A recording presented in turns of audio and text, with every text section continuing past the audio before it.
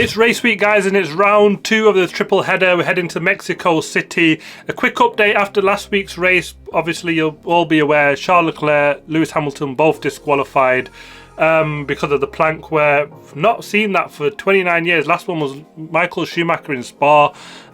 It's always cut and dry this. If the plank wears below 9 mil or below, that's it, disqualified. And I don't think there's much comeback from here. If there was a championship battle on or something like that, I imagine both teams would try and go in for an appeal. But given where we are with the season, I think they've just written that off and said, you know, that's the result. Save the costs of an appeal and on we move. And the big winners from that is actually Williams, isn't there? A double points finish for them. Logan Sargent finally gets a first point. Probably not in the manner he wished, but a point is a point and he'll take it. He's a point gainer in Formula 1. The first American in 30 years to do that, so congratulations to him. Beyond that, actually, the biggest losers apart from Lewis Hamilton and Charles Leclerc out of this are the Haas team, aren't they? Their rivals all gaining points on them. Alpha Tauri, thanks to Yuki Tsunoda, now gets 5 points, a brilliant points haul for them. He doubled their points of the championship. Now they're on 10 points, just 2 behind Haas. There's a big battle for that 6th place, isn't there? Alfa Romeo just 6 points ahead of them, or 7th place should I say. Williams are a bit of a distance ahead of that, but it's really close up and behind there in the constructors, so some big races to go for them boys at the back. I know it's all wrapped up at the front. But yeah, we head to the Mexico City Grand Prix. It's a high downforce circuit, mainly because the air is so thin. It's 2 kilometers above sea level here, so high downforce, but we get a really high average speed here. Because the air is so thin, they need to whack all the aero that they can, because they need to try and generate as much downforce as they can with the thin air or the less air that they have. And that which produces, well, the circuit doesn't produce fantastic racing, does it? But we've got a nice circuit here. I really quite like the first the stadium section exit, the banking that leads down onto that massive long straight and the turn 1.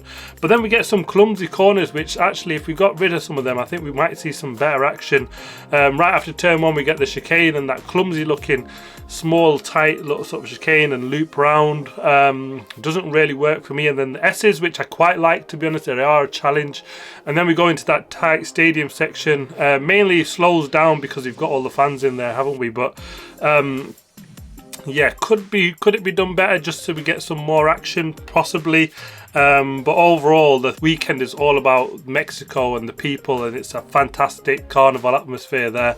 Last time out, it was a comfortable win for Max Verstappen. He's won here 4 times, one of his favourite circuits, isn't it? Lewis Hamilton was 2nd, Sergio Perez, the hometown favourite, in 3rd place, and it was fantastic scenes. Behind that, it was a distance, George Russell in 4th, and then the 2 Ferraris. It wasn't much action, was it? It was Daniel Ricciardo that was the heart of it. He had that clumsy move down into that section just after turn 1, the clumsy looking move, and it is just odd seeing the cars go so short and through there. Yeah, not the best part of the circuit, but he did well in the end, didn't he? A lot of overtakes for him, so it's possible that it can be done. Will we see something different this time out? The weather condition is going to be dry all weekend. The tyres now, Pirelli are bringing a softer set than what they bought last year, and this is the softest in the range, the C3, 4 and the 5. So that should see, hopefully, potentially a 2-stop strategy here this time out, because last year it was comfortably a 1-stopper, so hopefully that'll throw another angle in the mix. In terms of the podium predictions, I'm going to go for a Max Verstappen win because how good that car has been. And I'm expecting Lewis Hamilton to come in 2nd place because the Mercedes was good here last year, and after the position that we've seen them in Austin last time out, you know, could they be in for a shout for a win? Possibly, but I think that's going to come next time out, and Brazil is their big chance for a win. But yeah, improved performance there. And then for 3rd place, I'm going to go for Sergio Perez, just because I think it's his home race and he's got to bring all his energy that he's got, hasn't he? Feel a bit odd not really backing a McLaren on there, because they should be good here on all the downforce circuits that we've seen in Hungaroring, couple after that, they've done fantastically well. So I am kind of writing them off. And actually, the Sergio Perez one in third is probably just more of a hit into the air, isn't it? And hoping that turns off. But actually, I think it would be Lando Norris third, if I'm totally brutally honest, because that McLaren should be good. They were brilliant last time out, and yeah, I'm going to stick with Sergio Perez. But yeah, I'm expecting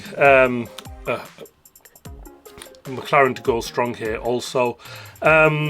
The surprise performance for me was got to be Sergio Perez with that P3, isn't it? Finally to have him back on the podium. He's been missing for a little while of this season, hasn't he? He's only, you know, after that first start of the season where he had a couple of wins, he's just sort of disappeared, and frankly it's just gone horribly wrong.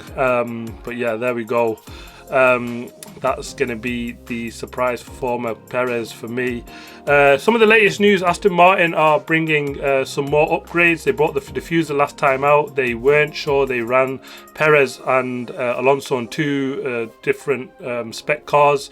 Same setups, and took some homework away with them, didn't it? Try and improve or see where they've gone wrong, because so far every improvement that they've bought has sent them backwards, as Lando Norris was pointing out last time out in Austin rather cheekily, which was you know, it's been true actually, hasn't it? It's going to be another race where we get the junior drivers getting a session out. The F1 rules saying that 2 times in a season the teams have got to let the juniors come and drive the cars. So we'll get Frederick Vesti in FP1 for Mercedes.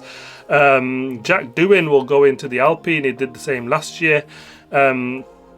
Isaac Hadja will make his first appearance for AlphaTauri, and Ollie Berman will also get a taste when he drives for Haas. He's a Ferrari driver, so yeah, they're letting him go into that Haas team. So fantastic opportunity for them. It'll be great to see the times from these young guys and how they get on. You know, it's always exciting to see what new talent potentially could rise and pop up, like we've seen with Oscar and a few others, haven't we, in the past? So yeah, brilliant. Can't wait for the action to get going. Watch out for the qualifying review on Saturday. Normal weekend, this one Saturday qualifying, Sunday race. Thanks for watching. Please like, subscribe and comment as always. I'll see you next time.